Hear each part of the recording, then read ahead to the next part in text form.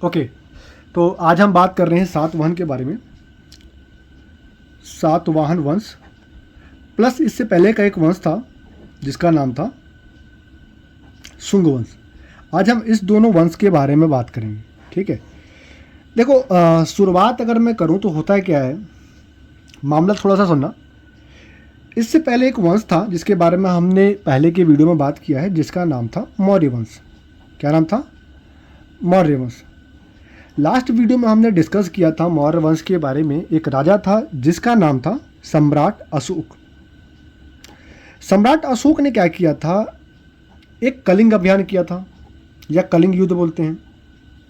ठीक है, तो इस युद्ध में होता क्या है, सम्राट अशोक ने क्या किया, कलिंग जब युद्ध किया, यहाँ पे काफ़ी सारे मतलब लाखों की संख्या में लोगों का हत्या किया।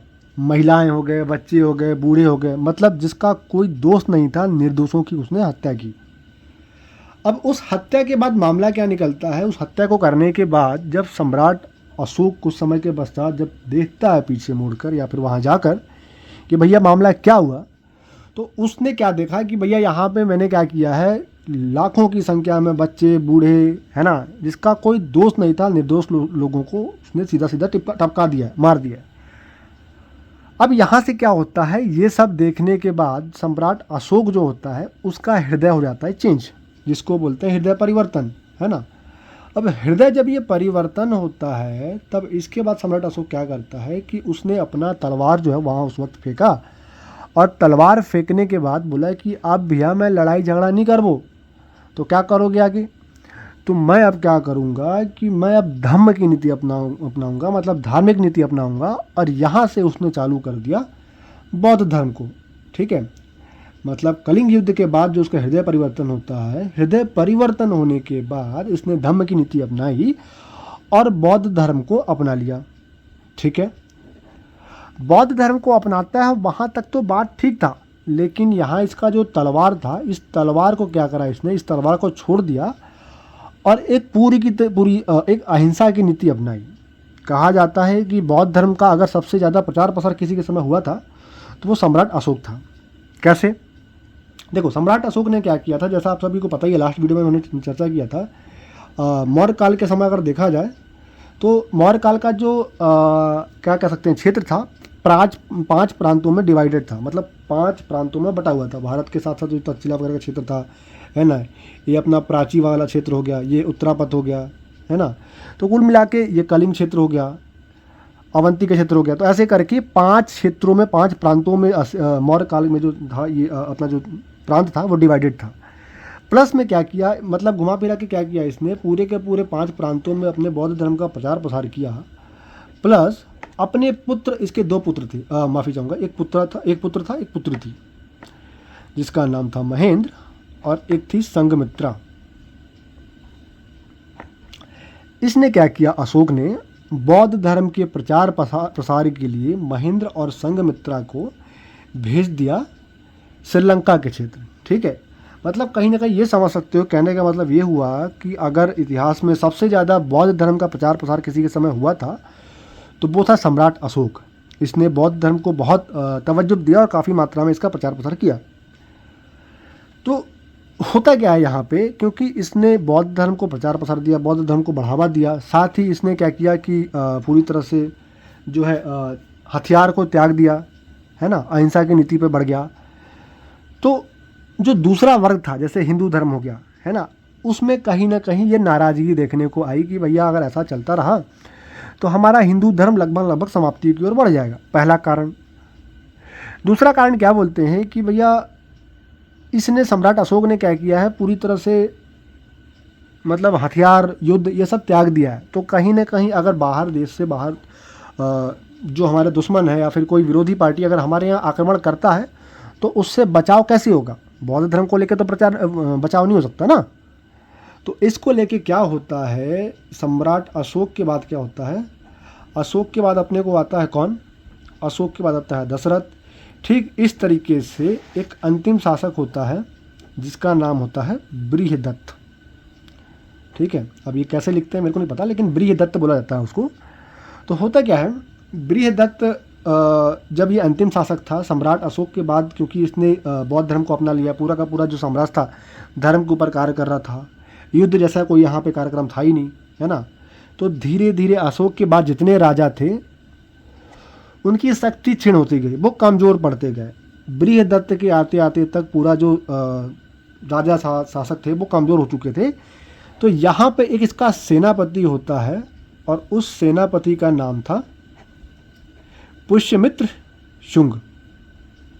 पुष्यमित्र शुंग इसने क्या किया कि भैया इसने दिया इसको टपका बृहदत्त को। मौर्य वंश का जो अंतिम शासक था बृहदत्त था, उसके सेनापति पुष्यमित्र शुंग ने कर दी हत्या, और हत्या करके चालू कर दिया शुंग वंश। कौन सा वंश?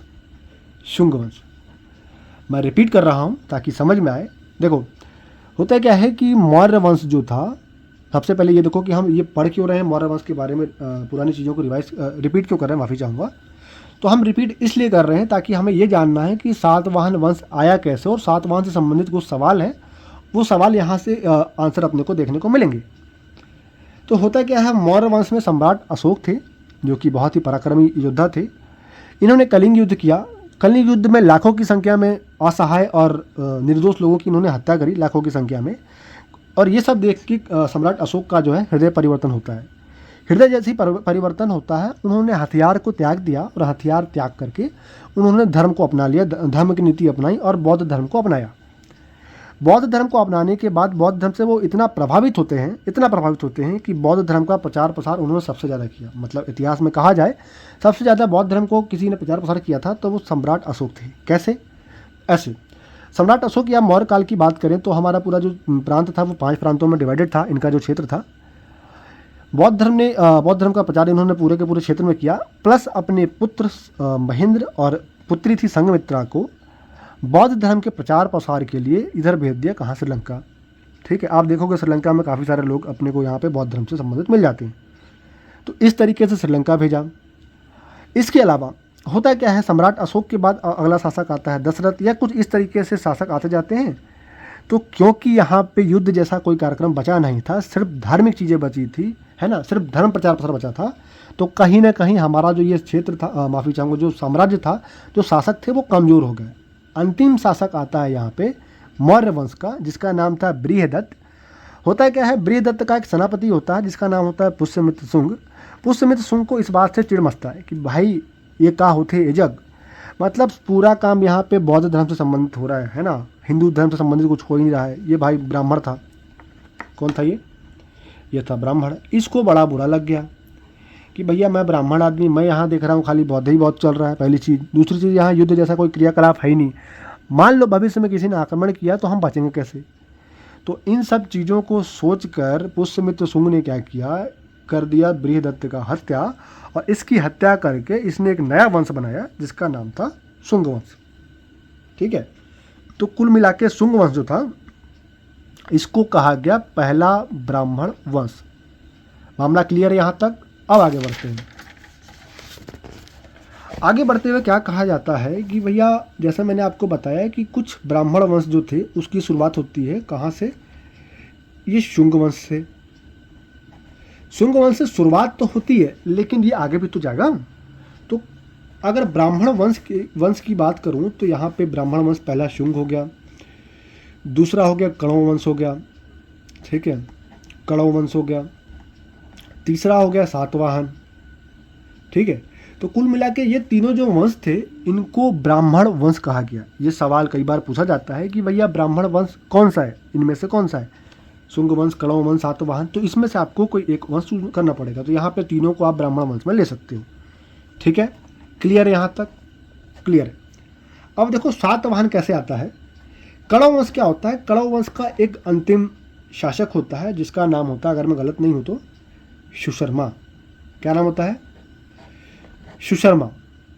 ठीक इस तरीके से जैसे पहले हुआ था, सेनापति ने हत्या करी थी, तो सुशर्मा का एक सेनापति होता है जिसका नाम होता है शिमुख। क्या नाम होता है? शिमुख।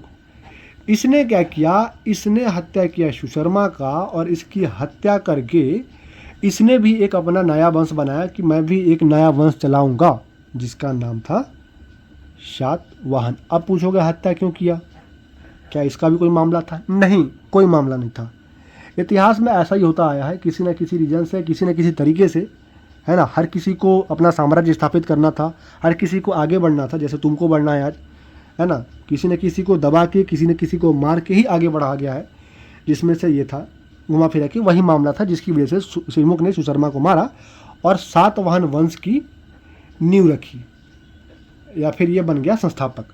तो अब अगर पूछा गया तुमसे कि भैया सातवाहन वंश का संस्थापक कौन था, तो तुम जवाब तो दे लोगे ना, कौन था भैया? तो शिमुक था। ठीक है, इनको कहा गया सातवाहन वंश का संस्थापक। ठीक है, अब सातवाहन जब संस्थापक जब शिमुक बनेंगे तो ये सातवाहन वंश ये भी तो अपना प्रचार प्रसार करेगा, अपना क्षेत्र विस्तार करेगा। तो इसने भी अपना क्षेत्र काफ़ी विस्तार किया। ठीक है,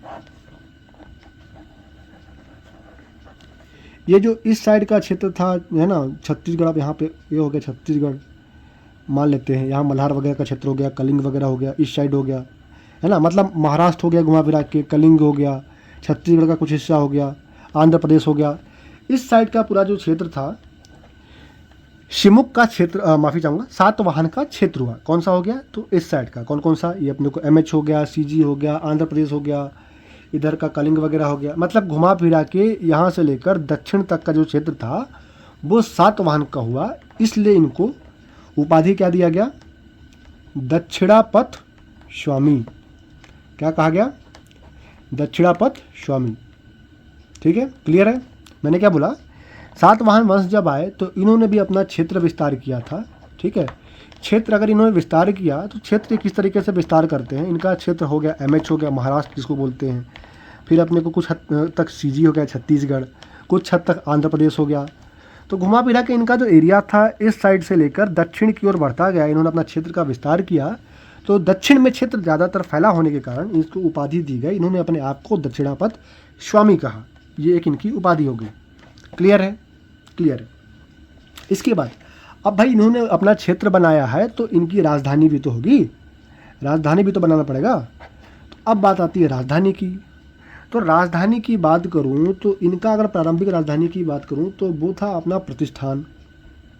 प्रतिष्ठान प्रतिष्ठान बोले तो आज का जो महाराष्ट्र हो गया यहाँ पे पड़ता है ये एरिया प्रतिष्ठान। और दूसरी राजधानी की या उपराजधानी की बात करूं तो छत्तीसगढ़ का जो मल्हार था, जो पड़ता है अपने को बिलासपुर जिला में, ये जो एरिया था ये इसकी उपराजधानी थी। क्लियर है? अब मान लो क्वेश्चन पूछ देता है एग्जाम में कि भैया सातवाहनों की छत्तीसगढ़ में कौन सी राजधानी थी, तो उसका आंसर होगा अपने को मल्हार, वो आप क्लियरली दे सकते हो।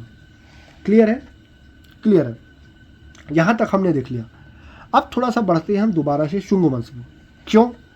क्योंकि अब अपने को क्या जानने का है, सबसे पहले शुंग वंश का छत्तीसगढ़ से क्या संबंध है, या फिर सातवाहन वंश का छत्तीसगढ़ से क्या संबंध है। हमने अभी तक क्या जाना कि सातवाहन वंश, शुंग वंश कैसे आए, सातवाहन वंश कैसे आया, इसके संस्थापक कौन थे, क्षेत्र कौन था, राजधानी क्या कौन सी थी। अब दोबारा से बैक मारता हूँ मैं शुंग वंश में। शुंग हो गया, इधर हो गया सातवाहन। कुछ बेसिक से पॉइंट्स देखेंगे हम यहाँ पे, इसके बाद आगे में थोड़ा सा और डेप्थ में जाएंगे। ठीक है, या फिर मैं सीधा सीधा एक तरफ अगर शुंग वंश भी बना देता हूँ, सीधा सीधा अगर मैं शुंग वंश को डील करता हूँ तो भी कोई बुराई नहीं होगी। शुंग वंश में देखा जाए तो इनका जो टाइम पीरियड था सेम सातवाहन की तरह इनका भी टाइम पीरियड था, लगभग 200 BC। ठीक है, 200 ईसा पूर्व।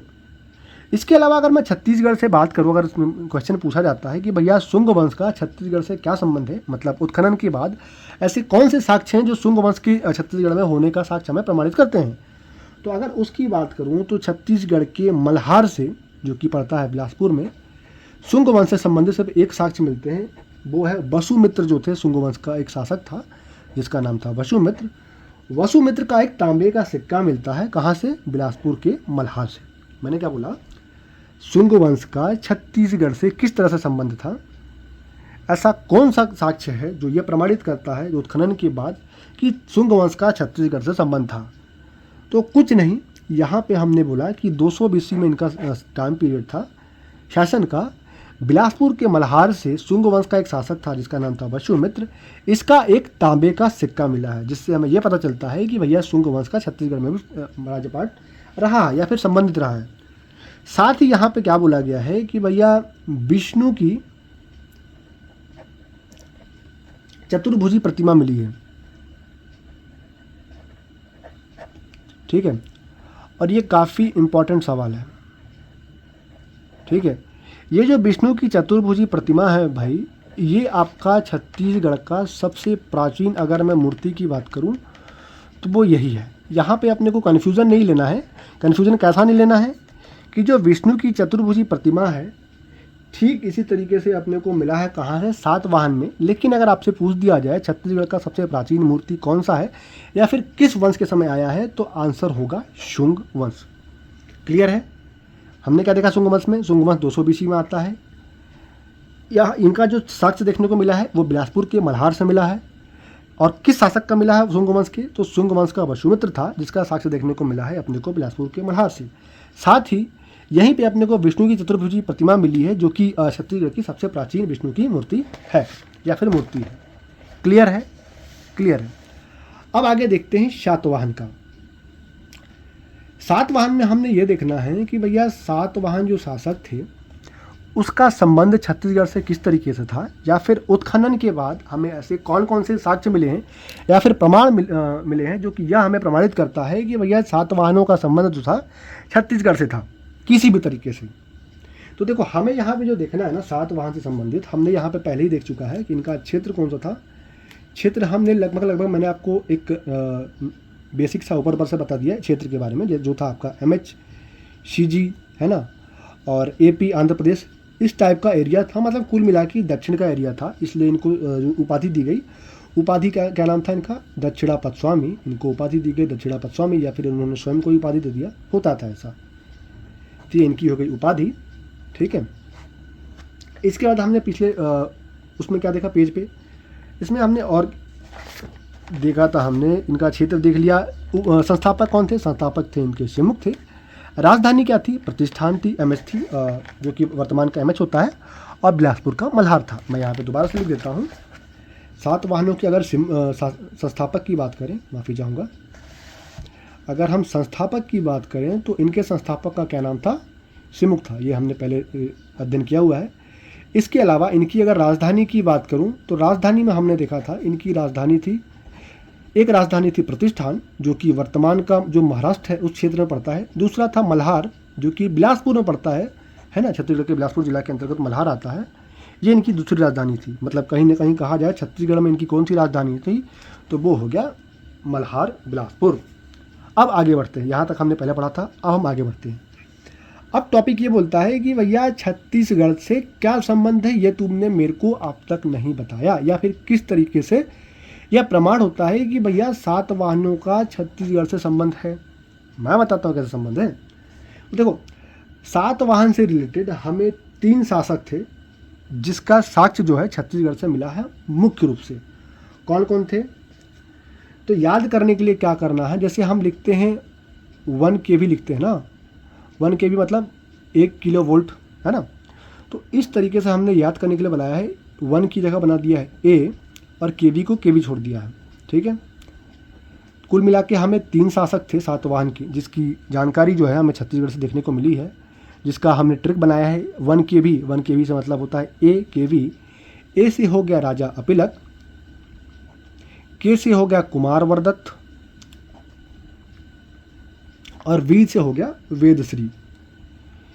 मैं रिपीट कर रहा हूँ, छत्तीसगढ़ से संबंध जो मिले हैं किन किन शासकों के मिले हैं, तो भैया 3 शासकों के मिले हैं। याद करने के लिए हमने 1 kV बोल दिया, Satavahana 1 kV, Satavahana 1 kV, Satavahana 1 kV, Satavahana 1 kV।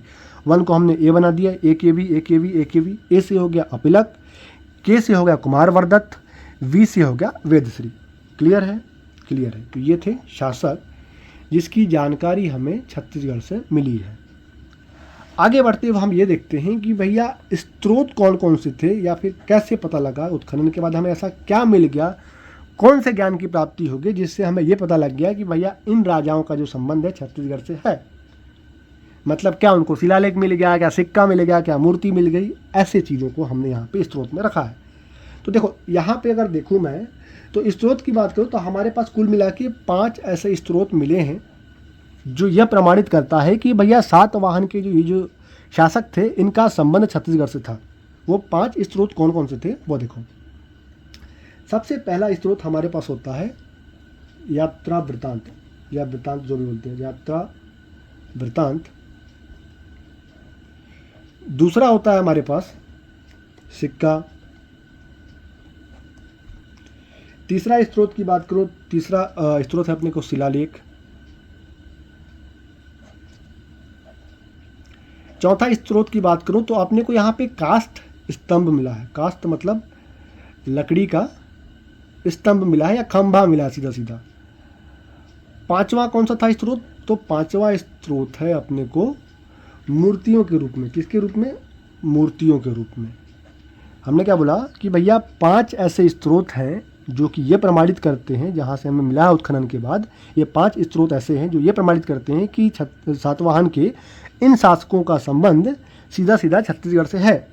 वो 5 स्रोत कौन से थे? यात्रा वृत्तांत हो गया, सिक्का हो गया, शिलालेख हो गया, काष्ठ स्तंभ हो गया, मूर्तियाँ हो गई। सातवाहनों के ये सभी जो स्रोत हैं या फिर ये सभी जो चीज़ें हैं वो छत्तीसगढ़ में उत्खनन के पश्चात मिली है, जिससे अपने को पता लगा है कि भैया ये जो है सातवाहन वंश के राजाओं से संबंधित है। सबसे पहले हम देखते हैं भैया यात्रा वृत्तांत। तो देखो यात्रा वृत्तांत में जो क्या होता है, यात्रा वृत्तांत में जब यात्रा होता है मतलब सीधा सीधा कुछ ऐसे बाहर के जो कह लो घुमक्कड़ लोग हो गए या फिर जो सीधी भाषा में कहा जाए जो हो गए कुछ जाने माने लोग, महाराजा लोग। महाराजा मतलब वैसी समझने की भाषा में समझो, जैसे अपने को टॉलमी हो गया, ठीक है, और वेनसांग हो गया, चीनी यात्री जो था वेनसांग, और मिस्र का यात्री था अपने को टॉलमी। तो कुछ ऐसे यात्री थे जो आते हैं इधर और इन्होंने यहाँ पे देखा कि भैया क्या मामला चल रहा है। तो यहाँ पे ये मामला चल रहा है, जो भी वहाँ पे मामला चल रहा था उन्होंने क्या किया, क्योंकि उनके पास कैमरा नहीं था। कैमरा क्यों नहीं था? मैं कैमरा दिया ही नहीं था इसलिए कैमरा नहीं था। तो उस चीज़ों को उन्होंने क्या किया, अपनी एक रचना में लिख दिया है कि भैया मैं जब छत्तीसगढ़ गया घूमने के लिए गया तो मेरे को यहाँ पे ये चीज़ें मिली।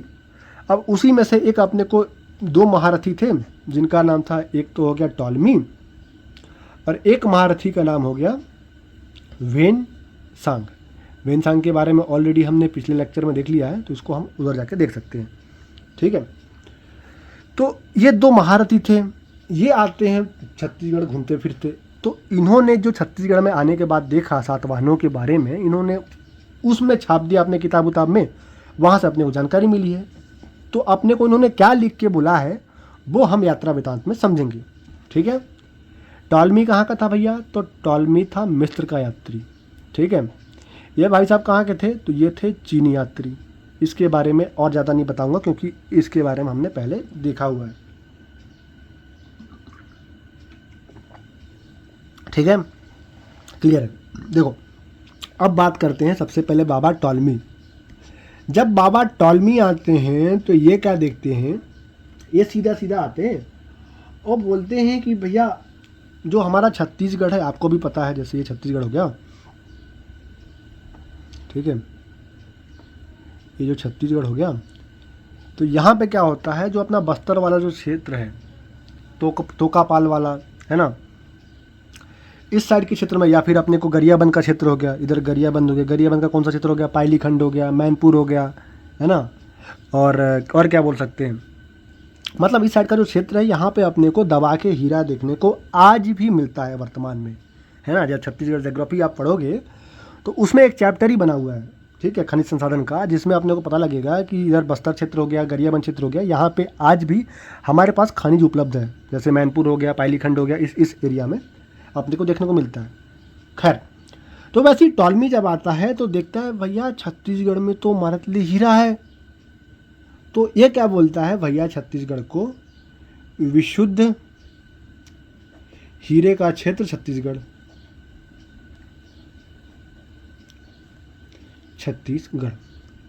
साथ में ये भाई साहब क्या बोलते हैं, यहाँ जब आते हैं इन्होंने देखा तो छत्तीसगढ़ को एक नया संज्ञा दिया, एक नाम दिया। उसका नाम क्या था? उसका नाम था अधिष्टि, ठीक है। तो ये 2 चीज़ें हमें इसके यात्रा वृत्तांत से मिलती हैं। इन्होंने विशुद्ध हीरो का क्षेत्र बोल दिया छत्तीसगढ़ को और अधिष्टि बोल दिया। दो मामला यहाँ पे हो गया।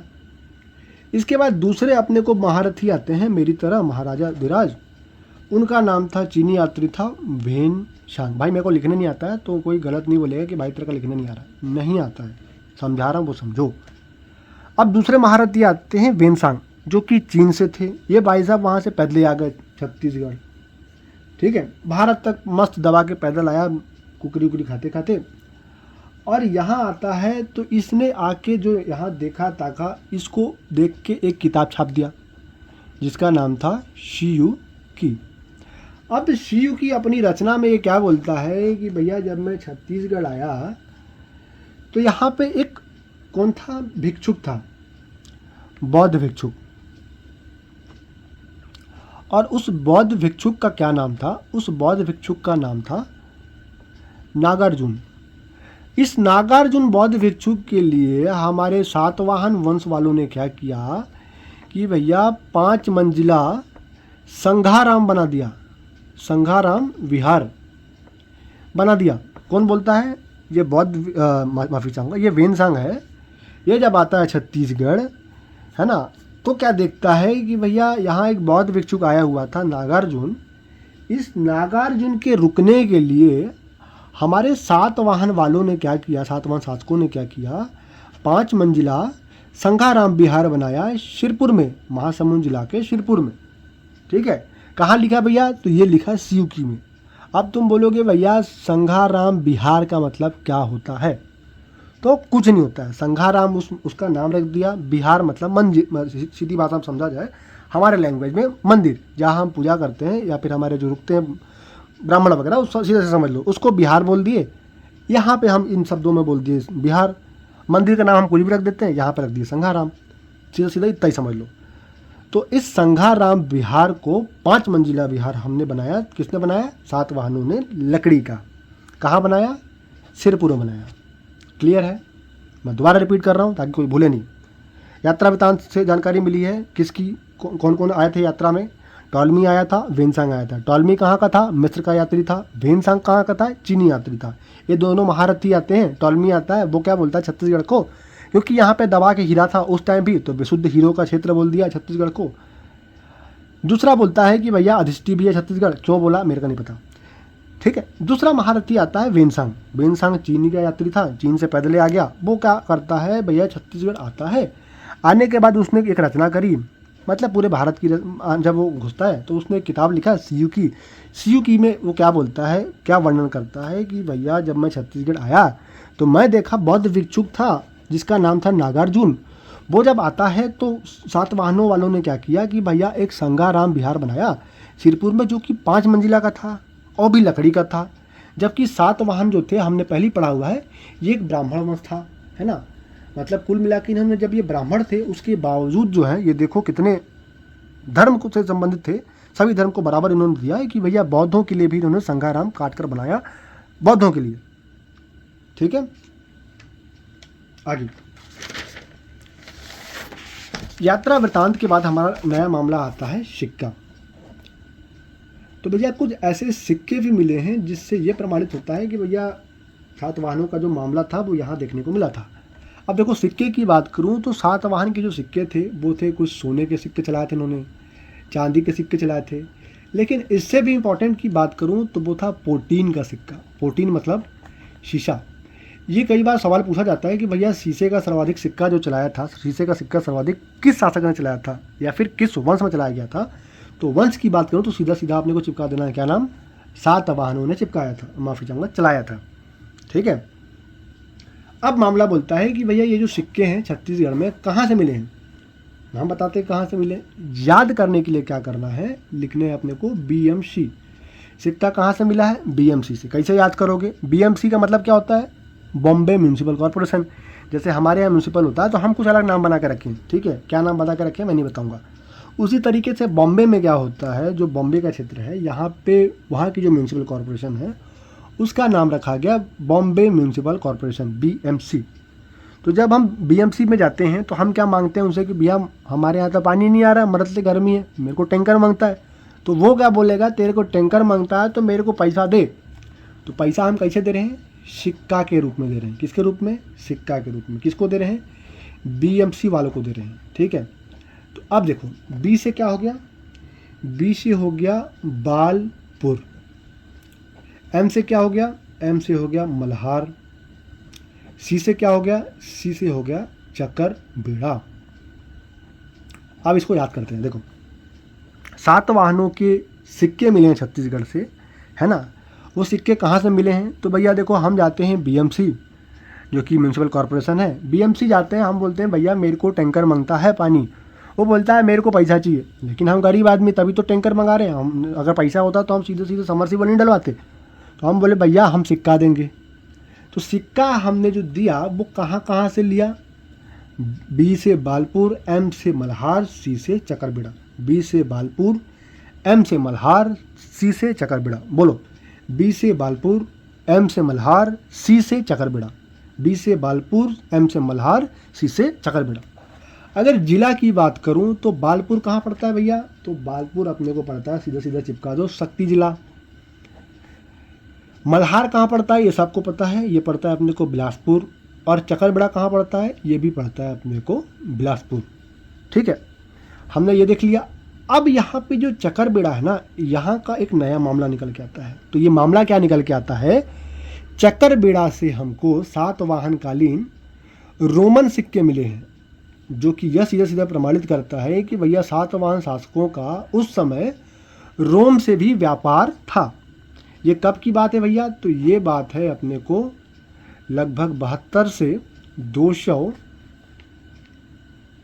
ईसा पूर्व के आसपास, नहीं ईस्वी के आसपास, माफ़ी चाहूँगा, ईस्वी के आसपास। ये हो जाएगा ईसा पूर्व और ये हो जाएगा 200 ईस्वी, ठीक है। तो मतलब घुमा फिरा के पूछा जाए आपसे 7 वाहनों का जो टाइम पीरियड था वो कब का था। इनका अगर टाइम पीरियड की बात करूं समय, तो वो हो जाएगा 72 से लेकर 200 ईस्वी, 72 ईसा पूर्व से लेकर 200 ईस्वी के आसपास इनका समय सीमा था शासन का, ठीक है। वही चीज़ मैंने यहाँ पे बताया है क्योंकि ये क्वेश्चन आया था रोमन सिक्का के बारे में। अगला मामला जो बनता है कि भैया ये जो सिक्के हैं ये किसके मिले हैं, कौन से राजा के। क्यों, तुम तो भाई थोड़ी देर पहले मेरे को बताए हो ना कि भैया ये राजा थे जिसकी जानकारी मिली है, तुम हमको ट्रिक भी बताया 1 के भी 1 के भी। तो भैया ये बताओ मेरे को इन 1 के भी में से कौन से राजा का सिक्का यहाँ से मिला है बीएमसी से। तो बीएमसी से जो सिक्का मिला है वो मिला है अपने को एक ही राजा का, वो है राजा अपीलक, ठीक है। बीएमसी में गए, सिक्का दिए, अपन अपील किए, राजा अपीलक, ठीक है। क्लियर है, उम्मीद करता हूँ यहाँ तक क्लियर होगा। अगर क्लियर नहीं है तो मेरे को बोलना, मैं क्लियर कराऊंगा। अब तीसरा जो मामला आता है भैया वो होता है शिलालेख। तो शिलालेख के बारे में मैंने ऑलरेडी वैसे बताया हुआ है, ठीक है। मैं इसके बारे में नहीं बताऊंगा, पहले की वीडियोस पढ़ो, क्लियर हो जाएगा शिलालेख क्या है, ठीक है। तुम बार बार पूछोगे, मैं बार बार एक ही जवाब दूंगा, पहले के वीडियो देखो पता चल जाएगा। शिलालेख में क्या होता है कि भैया शक्ति जिला का जो गुंजी क्षेत्र है, जिसको दमोदरा भी कहा जाता था बौद्धकालीन में, दमोदरा, यहाँ से अपने को क्या मिला है कि भैया जो अपने पास ये थे कुमार वर्दत्त, जो कि 7 वाहन शासक थे, इनके बारे में एक शिलालेख मिला है। शिलालेख में क्या लिखा है कि भैया ये जो कुमार वर्दत्त था 1000 गायों को दान किया था ब्राह्मणों को। 1000 गाय जो थे, इस गाय को देता है किसको, ब्राह्मण को। कितनी बार, तो दे दिया ये 2 बार, ठीक है। हमने क्या बोला कि भैया शक्ति जिला से गुंजी स्थान से मिला है अपने को एक शिलालेख, जिसकी भाषा क्या है, तो इसकी जो भाषा है सर वो भाषा है प्राकृत। लिपि कौन सी है, लिपि है ब्राह्मी।